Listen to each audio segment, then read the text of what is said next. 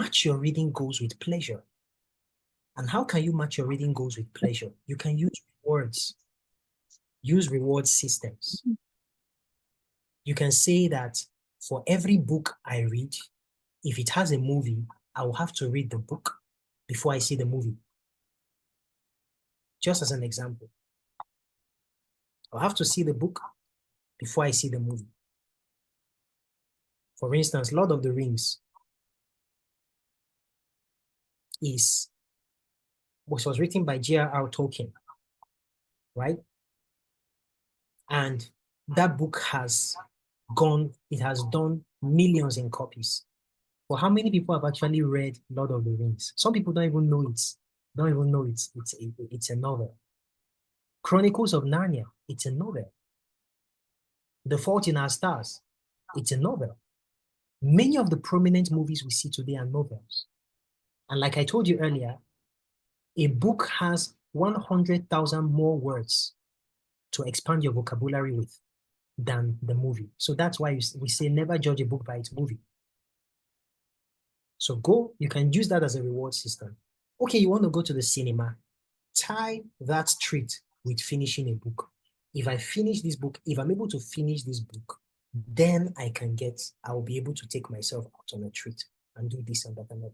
It doesn't have to be so big. It can be minimal. It can be as easy as watching your favorite show. To say that I will have to finish the 5 pages or 10 pages quarter I want to read today before I watch that show.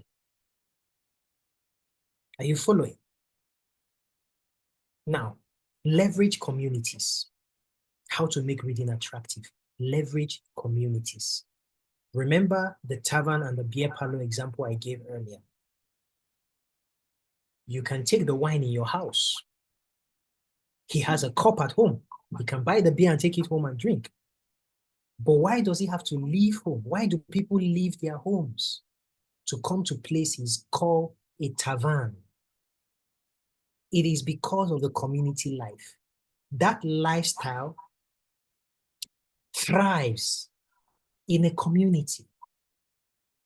Why do football fans come together? Why do they have meetings from time to time? It's because their passion for that particular club has brought them together. And so that habit of viewing football, having love for their club site and all of that, it is built in a community. There's what we call the crypto community, the gamers community. Because the habit of trading, the habit of gaming thrives in a community. How much more reading? That's why we have book clubs. Why? Do you know why communities are important? Because the default behavior in that community is the behavior you are trying to build. It's almost like you are trying to build a habit, but in that community, this is the modus operandi. This is a normal way. This is their normal lifestyle. It's more like saying that your roof is their ceiling. Or let me put it this way. Your roof is their floor, right? So they've mastered it. This is something they do effortlessly. If you were to ask me today, what is one of the best things that has helped your life? Why are you so sound? Why do you have, by the way, I don't consider myself to be sound so much, because the more you know, the more you realize that you don't know. So it keeps you humble. There's so much to know. You see? So if you ask me, why do you have this passion for reading and all that? I'll tell you it's because I have a community of people whose default setting is reading. They read. And there's a blind spot to that. They are less likely to include reading as one of the secrets of their success, because it has become so normal to them. They don't see it as something like a big deal. Warren Buffett reads about 500 pages of documents in a week, I think. Bill Gates reads with the 1 hour rule, right? And this is some of the things they say in podcasts and some of the things they have been able to publicize, right? Reading is important. Leverage communities. They have, Oprah Winfrey has a book club, I think, and we have Reader Circle book club too, because habits don't thrive in isolation. All right. Next point is How to make reading easy. How do you make reading easy? Create your familiar reading spot. This place where I'm taking these lessons from, this is where I read. When I feel sleepy, sometimes I can get up and pace around my house and read. Why? Because I want that knowledge to get in. I must read that. I have to, I put it as a duty that I will read this part. I need this knowledge for something I want to do. So I need this knowledge. I must get it. So create a familiar reading spot. You know why you need a familiar reading spot? And that's why I advised in the beginning that as much as possible, do it in the beginning of the day. Why? Because you have control over that amount of time, that period of time. You have so much control before the world start to make demand of you, of your time. You see that? So you have that time, you create that reading spot, whether it's in your bathroom, whether it's in your study, whether it's in your kitchen, wherever it is, just have that place where you go to read. Because if you are forming a habit, it is good to have habits formed in associations. I'll give you a funny example. There's this tone, this non-lyrical music I used to play whenever I read back in university. So I play it. Even till now, I still use it from time to time. So I went out somewhere and I heard this tone. All of a sudden, I just felt the urge to start to pick, where's the book? Subconsciously, I had to snap out of it and be like, oh my goodness, this is how this thing works. My brain had so paired this music with reading that even when I'm not in my reading zone, whenever I'm outside and that song or that tune is played, it says it's time to read. Powerful. There's another one again that happened. I heard that, I think at one of a salon thereabout. And it's one of the music I used to work out to do my push-ups. And then when I heard it, something in me just wanted to get down there and do 100 push-ups. I'm like, no, this is in public. Isn't it funny how sometimes your mind can tie uh, sounds to activities, can tie environment to activities. You need to have that synchrony if you want to form a reading habit. Everything, at least not everything, a lot of the factors needs to align for you to make that habit consistent. So second, turn off distractions. Turn off distractions. Keep the phone, maybe you can off the data. If you don't want notifications to keep dropping off the data, or you can mute notifications for the time being. Put your timer maybe for 20 minutes, 15 minutes, maybe 30 minutes, depending on how long you want to read. And I will advise you to start small. If you cannot read for 30 minutes or maintain your focus for 20 minutes, don't try to do 1 hour. I read for 1 hour. Yes, I can blow through that even for 2 hours because this is something I've been doing for years. The muscles have been built already.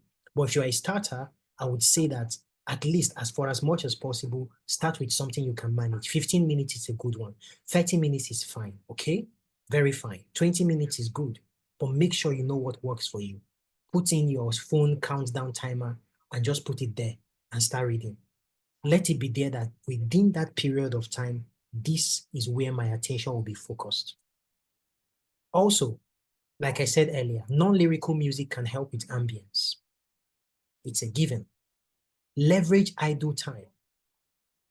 There are times of your day where you may be going somewhere and you will have to wait maybe on the queue if you're not somebody who they do things for all the time, right?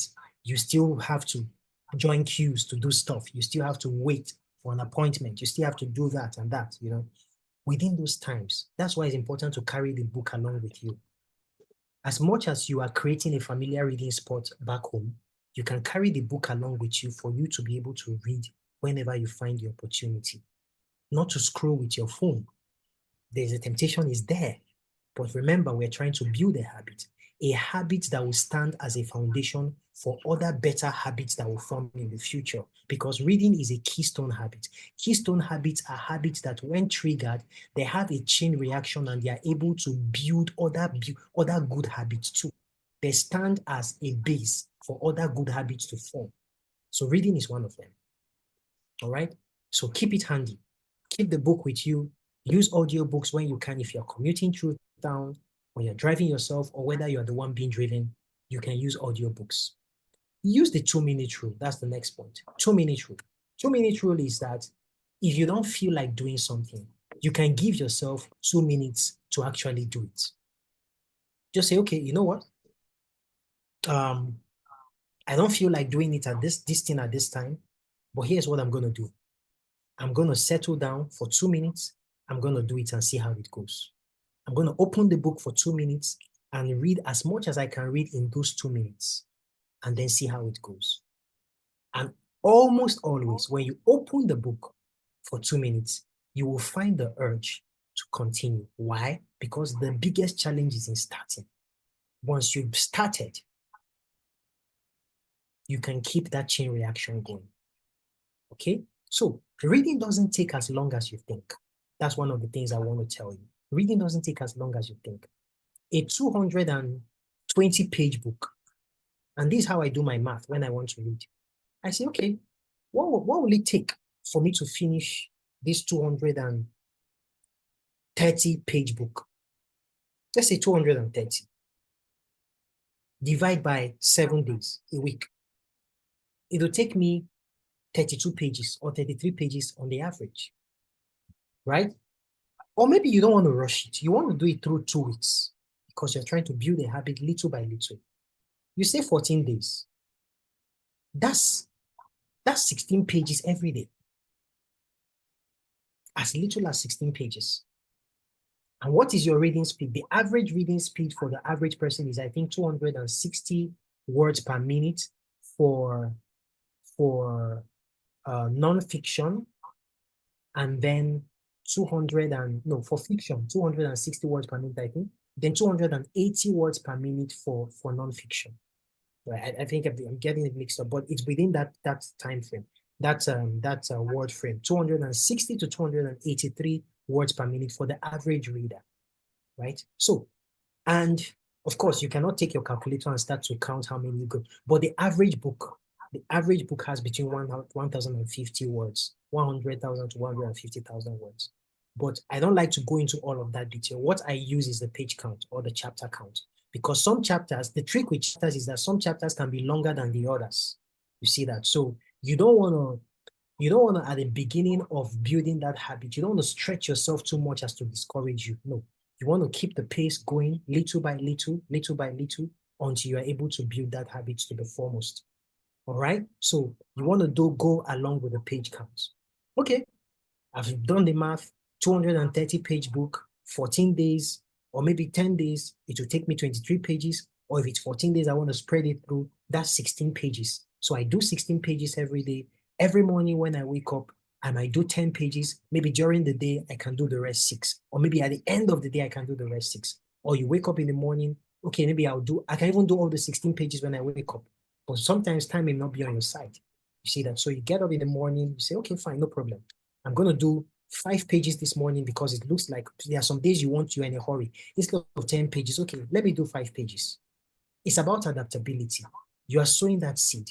You are marking that register. It's about showing up. But no matter how you're showing up, that's the secret. Show up every day. Show up every day. That's the beauty of it. You're showing up every day. All right? Show up every day.